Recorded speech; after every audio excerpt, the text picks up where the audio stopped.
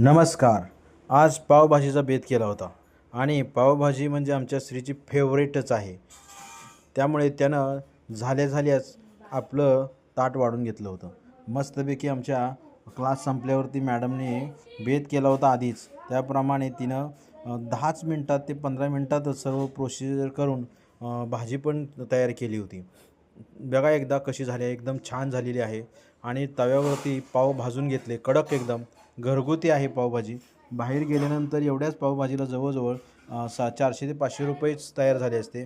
पण घरगुतीच मस्तपैकी 70-80 रुपयेमध्ये छान अशी पावभाजी घरी तयार झाली होती. बघा तर एकदा आमची दीदी कांदा चिरते आहे आणि छोटा आमचा नुसता खाणारा पाहुणा नाचतोय.